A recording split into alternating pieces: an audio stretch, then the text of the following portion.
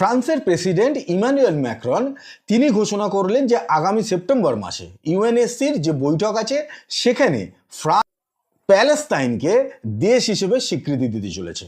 এবারে এই খবর শোনার পরেই কিন্তু আমেরিকা এবং ইসরায়েল দুজনেরই ঘুম ছুটেছে, যদিও মুসলিম দুনিয়া ফ্রান্সের এই সিদ্ধান্তকে স্বাগত জানিয়েছে। এবারে ফ্রান্স হঠাৎ করে কি মুসলিম দুনিয়ার ওপরে ভীষণভাবে সহমর্মী হয়ে পড়লো বা মুসলিম দুনিয়ার কাছাকাছি আসার চেষ্টা করছে? কাছাকাছি তো আসার চেষ্টা করছে, সেটা এই সিদ্ধান্ত থেকে বোঝা যায়। কিন্তু এর পেছনে আসলে ফ্রান্সের চক্রান্তটা কি বা অভিসন্ধিটা আসলে কি, আর তার সাথে সাথে ভারত এই বিষয়ে কোন পক্ষে রয়েছে? তারা কি ফ্রান্সের পক্ষে নাকি আমেরিকার পক্ষে? এই পুরো বিষয়টাই জানবো আমরা আজকের ভিডিওতে। দেখুন, প্রথম বিশ্বযুদ্ধ 1914 থেকে 1918 এবং একটা সময় ব্রিটেন দেখতে পায় যে জার্মানির কাছে তারা হারতে বসেছে। 1917 সালে ব্রিটেনের বিদেশ সচিব বেলফোর তিনি ঘোষণা করেন যে যদি ব্রিটেন যুদ্ধে যেতে তাহলে ইহুদিদের জন্য একটা আলাদা দেশ তৈরি করে দেওয়া হবে। তার কারণ তখন অবধিও ইহুদিদের কিন্তু কোনো আলাদা দেশ ছিল না, তারা বিভিন্ন দেশে ছড়িয়ে ছিটিয়ে ছিল। এইটাকেই কিন্তু বেলফোর ডিক্লারেশন বলা হয় এবং অদ্ভুতভাবে দেখা যায় যে প্রথম বিশ্বযুদ্ধে জার্মানি হেরে যায় ব্রিটেনের কাছে। এরপরে হিটলার যখন ক্ষমতা দখল করে জার্মানির, তখন কিন্তু ইহুদিদের ওপর যে অত্যাচার নেমে আসে সেটা কিন্তু এই কারণেই যে জার্মানি মনে করে ইহুদিদের জন্যই জার্মানির প্রথম বিশ্বযুদ্ধে হার হয়েছে। এরপরে দ্বিতীয় বিশ্বযুদ্ধে যখন হিটলারের পতন হয়, তখন ইউএনের কাছে তারা যে দাবিটা করে রেখেছিল ইহুদিদের কাছে সেইটা পূরণ করার সময় আসে।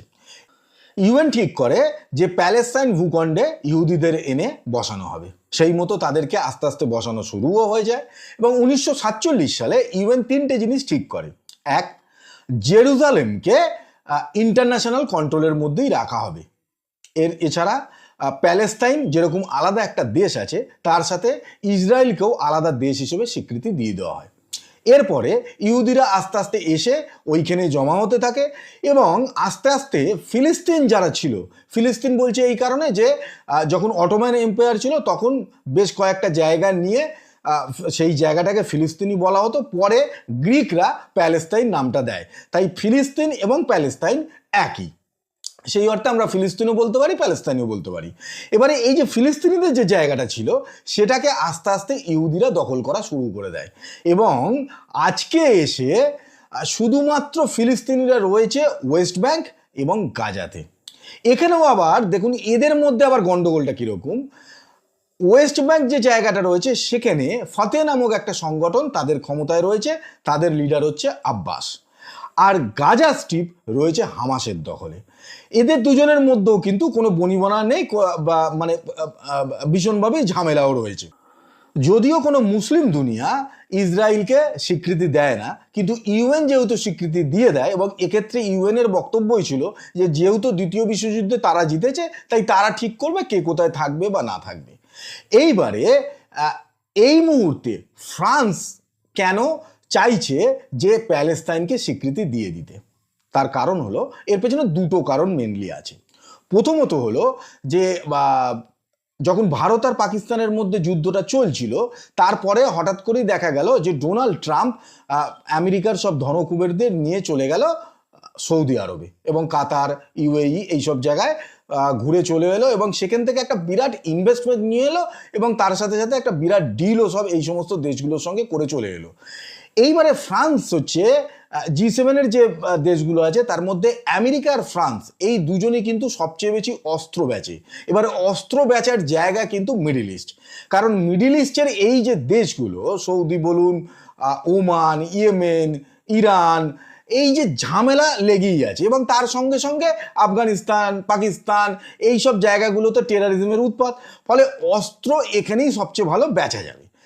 এবারে ফ্রান্স আর আমেরিকা কে অস্ত্রটা বেচবে এই জায়গায়? যেহেতু আমেরিকা গিয়ে একটা মুসলিম দুনিয়ার সঙ্গে মোটামুটিভাবে একটা ম্যাচ আপ করে চলে আসে, তাই ফ্রান্স ভাবে যে যদি আমেরিকা পুরো খাবারটা খেয়ে চলে যায় তাহলে ফ্রান্স অস্ত্রটা বেচবে কার কাছে? সেই কারণেই কিন্তু ফ্রান্স আদতে এই যে প্যালেস্তাইনকে স্বীকৃতিটা দিতে চাইছে তার কারণে এটাই হচ্ছে আসল কারণ যে অস্ত্রটা বেচতে হবে। কারণ মুসলিম দুনিয়া কিন্তু অলরেডি ফ্রান্সের এই সিদ্ধান্তকে স্বাগত জানিয়ে দিয়েছে। তার মানে আগামী দিনে ফ্রান্সের সঙ্গে সৌদি আরব, কাতার, ইউএই এই সমস্ত দেশের সম্পর্ক ভালো হচ্ছে।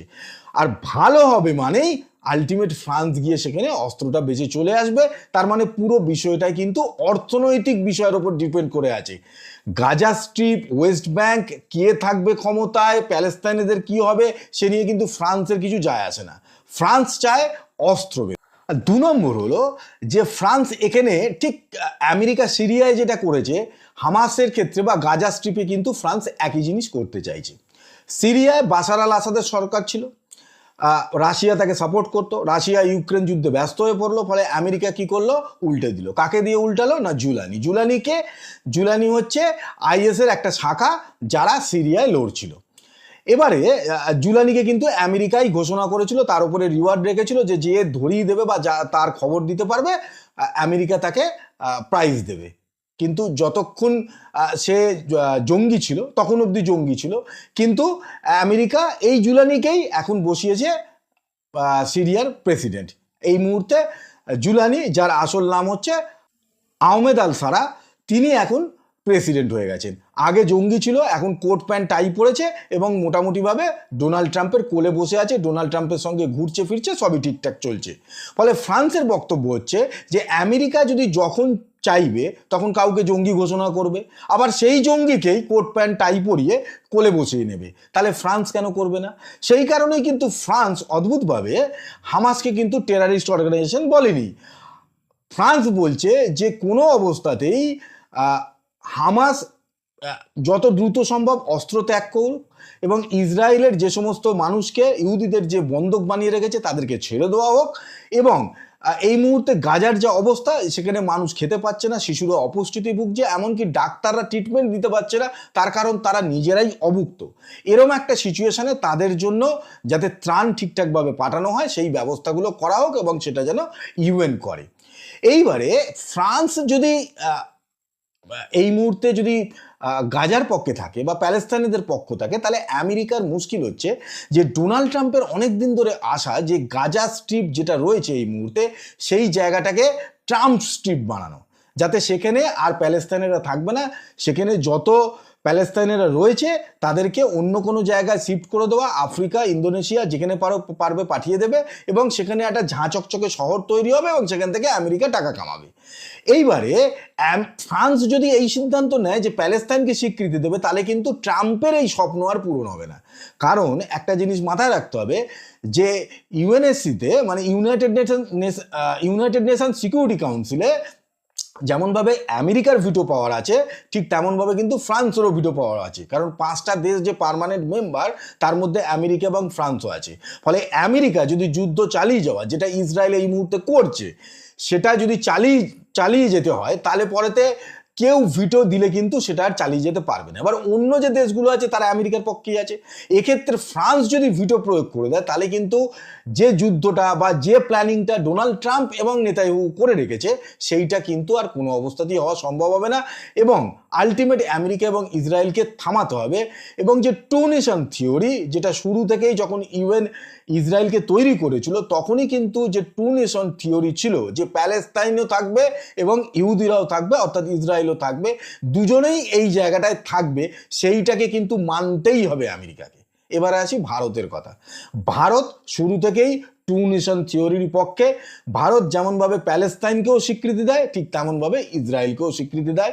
ভারতের বক্তব্য পরিষ্কার, ইউএনের বক্তব্যের মতোই, যে ওই জায়গাটায় প্যালেস্তাইনের থাকুক, ফিলিস্তিনের মানুষও থাকুক এবং ইহুদিরাই থাকুক, এবং মোটামুটিভাবে একটা আলোচনার মাধ্যমে একটা শান্তি প্রক্রিয়া চলুক, যাতে দুজনেই শান্তিতে সেখানে বসবাস করতে পারে, এই যুদ্ধ যেন বন্ধ হয়।